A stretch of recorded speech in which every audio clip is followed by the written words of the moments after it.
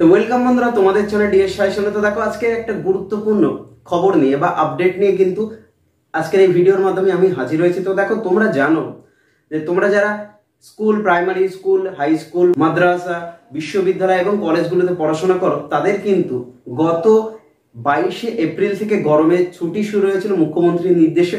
ঠিক একই রকম ভাবেই কিন্তু এই ছুটিটা কন্টিনিউ হয়ে আসছে। কারণ হলো পশ্চিমবঙ্গ তথা টোটাল ভারতবর্ষে এত পরিমাণে গরমের তাপদাহ বেড়েছিল যে স্কুল কলেজগুলো ছুটি দিতে বাধ্য হয়েছিল রাজ্য সরকারগুলি। তো এই মর্মেই কিন্তু এখন অবধি, অর্থাৎ আমরা আজকে এসে দাঁড়িয়েছি মে মাসের ঠিক শেষ সপ্তাহে, অর্থাৎ প্রায় 1 মাসের বেশি সময় ধরে আমরা কিন্তু গরমের ছুটি কাটিয়ে ফেলেছি। এই অবস্থাতে তোমরা যারা ছাত্রছাত্রী আছো তাদের কিন্তু পড়াশোনা অনেকটা ক্ষতি হয়ে যাচ্ছে। অর্থাৎ স্কুল কলেজগুলো খোলা থাকলে যে হারে স্টুডেন্টরা পড়াশোনা করে বাড়িতে বসে, কিন্তু সেই হারে পড়াশোনাটা সঠিকভাবে হচ্ছে না। তাই রাজ্য সরকার আবার সিদ্ধান্ত করেছে, যেহেতু তাপমাত্রা একটু কমেছে সে জন্যই কিন্তু রাজ্য সরকার থেকে ঘোষণা করা হচ্ছে যে আগামী 2 তারিখ অর্থাৎ জুন মাসের 2 তারিখ থেকে এরকম একটা আপডেট আমরা এতদিন অবধি পেয়ে এসেছি। এখন কথা হচ্ছে টোটাল ভারতবর্ষ জুড়ে এখন ভোট প্রক্রিয়া চলছে।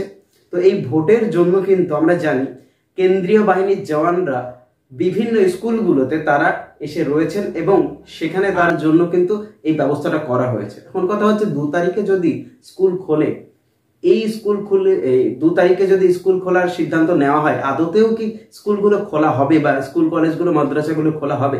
দেখো, যেহেতু কেন্দ্র বাহিনীর জওয়ানরা এখানে আছেন, তো সেহেতু কল্পনা করা যাচ্ছে এবং রাজ্যের এখনো 1 দফার অর্থাৎ শেষ দফার ভোট কিন্তু বাকি আছে। তো আশা করা যাচ্ছে 2 তারিখে অন্তত স্কুল কলেজগুলো খুলছে না, এরকম একটা আশা করা যাচ্ছে। তাহলে কবে ঠিক স্কুল কলেজগুলো খুলবে?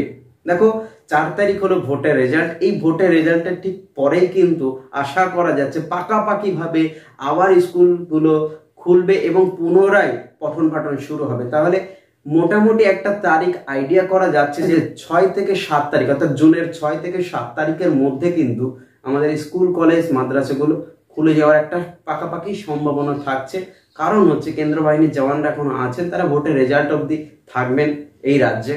তো তাদের থাকা খাওয়ার ব্যবস্থা কিন্তু বিভিন্ন স্কুলগুলোতেই করা হয়েছে। তো আশা করি এখান থেকে তাদেরকে অন্যত্রে নিয়ে যাওয়ার অন্য কোনো সুযোগ নেই। তাই আশা করা যাচ্ছে যে এখনো অবধি আশা করা যাচ্ছে ভোটের রেজাল্টের পরে স্কুল খোলা থাকতে পারে।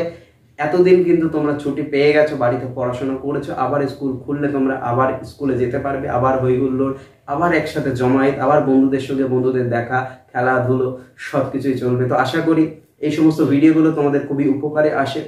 আর অবশ্যই এরকম ভিডিও পেতে কিন্তু চ্যানেলটিকে সাবস্ক্রাইব করে পাশের বেল আইকনটি প্রেস করে দিও এবং বন্ধুদেরকে শেয়ার করে দাও। একটা কমেন্ট অবশ্যই করো যদি তোমাদের ভিডিওটি ভালো লেগে থাকে। তো দেখা হচ্ছে আবার পরের ভিডিওতে। আর স্কুলগুলো কিন্তু আশা করা যাচ্ছে এখনো অবধি 6 থেকে 7 তারিখের মধ্যে খুলে যাওয়ার একটা সম্ভাবনা আছে। তো ততক্ষণ সবাই ভালো থাকো, সুস্থ থাকো।